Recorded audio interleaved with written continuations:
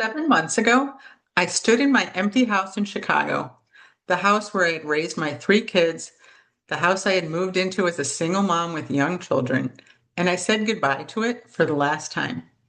I was moving to Florida with my husband, Hugh, to move closer to my parents, leaving Chicago after 50 years, leaving my kids, my friends, my job, everything familiar.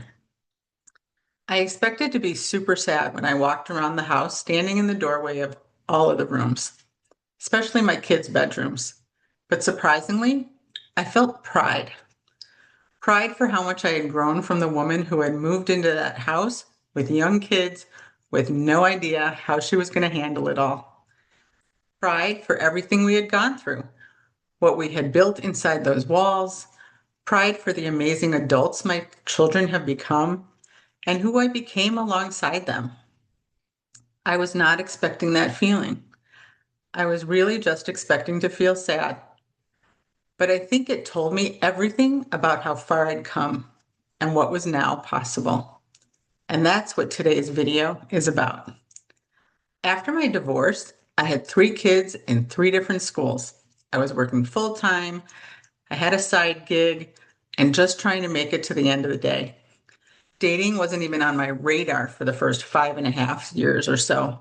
And when I say it wasn't on the radar, I mean that it never even crossed my mind. Not even once.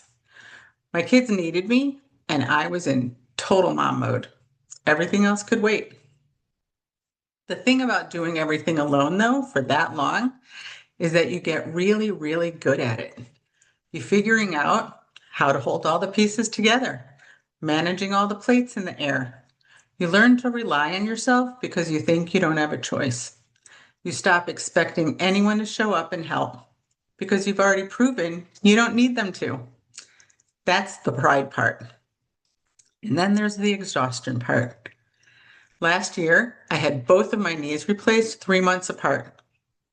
And right after the second surgery, I was packing up a house, sorting through 17 years of memories, deciding what was coming with us, what was being donated, what was being tossed, all while going to physical therapy and going back to work. That is what survival mode looks like. Still moving, still managing, still handling it. That woman is strong. I know I am. I've been told it many times by many different people. And I was also tired. Something I didn't fully understand until I was out of it and looking back is that all those years of doing everything alone, they changed what I expected from a partner. Not consciously, not in a way I could have told you at the time, but somewhere underneath all that competency and self-sufficiency, I started to shrink what I thought I deserved. I had already been divorced twice. I was overweight. I had three kids. I was busy and tired, and I honestly believed I was asking for too much. So I unconsciously started choosing men who felt safe. Not necessarily right, but safe. Men who wouldn't leave because they didn't have a lot of options. Men who wouldn't ask for too much or ask too much of me because I didn't expect much from them. I was successful in so many areas of my life, but in love, I was playing small, and I didn't even realize it. The most recent long-term relationship before Hugh lasted 3 years. He was a nice guy. We traveled together, we did fun things. It was comfortable, but it wasn't deep. There were no hard conversations.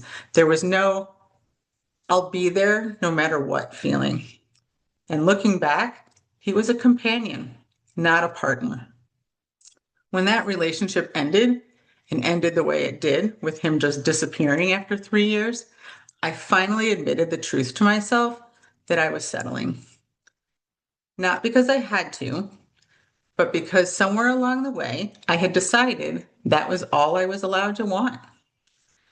When Hugh came into my life, he was different from the beginning in so many ways.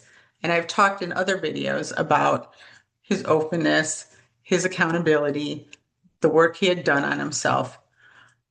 But what I want to talk about today is what partnership actually looked like when things got hard.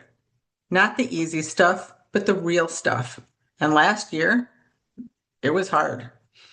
2 knee replacements within 3 months, many months of recovery and physical therapy, and in the middle of it, a major move across the country. And Hugh was there for every single part of it. He was my nurse after each surgery. He drove me to every physical therapy appointment until I could drive myself. While I was stuck in the recliner recovering and couldn't move around much, he would bring me piles and piles of things to go through, things from closets, from storage, from my office, from corners of the house I hadn't touched in years, just so I could make the decisions about what we were keeping, donating, and tossing. He helped so much with that part of the process, even when I physically couldn't be much help. When we started talking about where to move to get away from the Chicago winters, I was okay with the winters being 4 months long time ago, but 6 months was getting old. We could have moved to North Carolina to be closer to his family. He has brothers there, and it still would have given us 4 seasons, but not the super cold winter. But my parents are getting older, and I wanted to be closer to them. He supported that decision 100%, without resentment and without ever making me feel bad about it. He said it was the right thing to do. And then, since traveling would have been too hard and summer was my busy time at work, he went to stay with my parents twice by himself last summer without me. While I was still recovering, he went to Florida to look for a place for us to live. He stayed with my parents, people he had only met in person a few times, and he found us a home. That is not a boyfriend. That is a partner. And I want you to feel the difference between those 2 words, because I had companions before Hugh, and there is no comparison. Here's the part of the story that surprised me the most, and I'm sharing it because I think that it's going to resonate with a lot of you. When Hugh came into my life and started showing up, and I mean really showing up, I struggled to let him. Not because he wasn't offering, because he was. But I had spent so many years doing everything on my own that receiving help felt really uncomfortable, like I was admitting weakness, like I was giving something up. And as I say, that I know that in one of these episodes, maybe I'll talk about how learning to ask for and getting support is a strength, not a weakness, or at least I'll write about it in one of my newsletters. So if you want to get that, click on the link in the comments. But acts of service is my love language. So receiving help is literally how I feel most loved. And I was still resisting it. The thing that got me was housework. My son helped when he was home from college, but when he was in college, I did everything. I took out the garbage, I cleaned the bathrooms, I handled all of it. That was just how it was.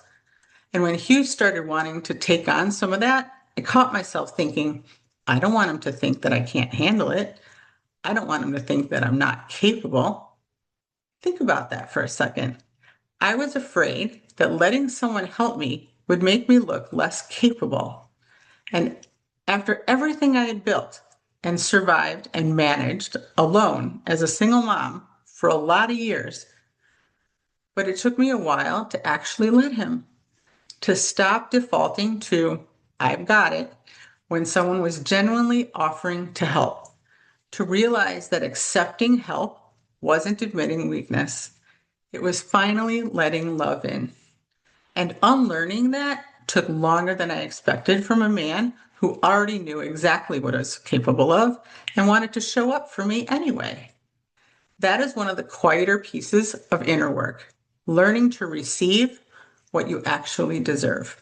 And it's just as important as everything else. So let's just talk about something that I see in so many women, and that I did too. Strong, self-sufficient women very often end up in relationships where they do most of the heavy lifting. And it's not because they're unlucky. It's because their competence sends a signal, sometimes unconsciously, that they don't need much, that they've got it, that a partner can coast because she'll handle it. And then we can start to feel resentful from that. And the harder truth is that sometimes we choose those men on purpose, because a man who needs us feels safer than a man who is our equal. Because if he needs us, he's not going to leave. Because asking for a true partner feels like too much to hope for. I chose men who felt safe when I should have been choosing men who were right. There's also a difference between a companion and a true partner that I think is worth naming clearly. A companion is someone who is present, who is nice, who fills the space, who does fun things with you and makes life less lonely. But a partner? A partner is someone who builds with you, who shows up when it's hard, not just when it's easy, who is actually part of the decision, not just nearby when you make it, who has your back in the way that actually costs something: time, inconvenience, sacrifice. I had companions, and they were fine, but fine isn't what you really want. And deep down, you know the difference. Before I close, I want to flip this around because this series is always about both sides of the equation, the red flags and the green flags. Are you showing up as a partner, or are you waiting to be chosen? Here's what I mean by that. Some of you have been alone so long or hurt so many times that you go into relationships with the walls up as a kind of protection. You wait to see what it's going to do. You hold back your full self until you're sure it's safe. So you're keeping one foot out the door just in case. That's not a partnership. That's being in audition mode. And you can't build something real from audition mode. You're either coming from protection and fear, or you're coming from growth and love. Showing up as a partner means being willing to be seen, to ask for what you need, to let someone help you even when every instinct in your body says you've got it, to make decisions together as a team instead of just going along with what he wants. It also means being honest about what you want, not shrinking it because you think you're being too much, not settling for a companion because a partner feels like too much to hope for. You are not too much. You have never been too much, and the right man won't make you feel that way. We're in week 6 talking about green flags in relationships, and we're talking about partnership energy today. Because after everything we've covered in this series, this is where it all comes together.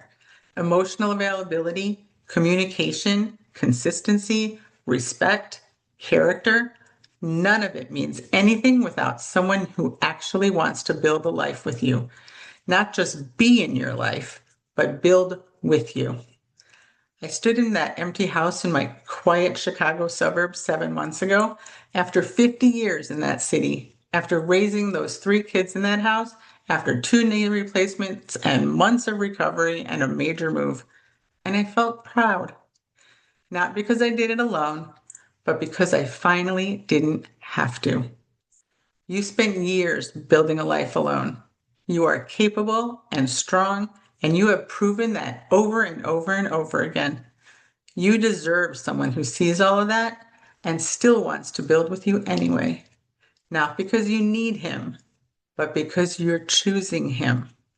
I'm not just your coach, I'm your proof.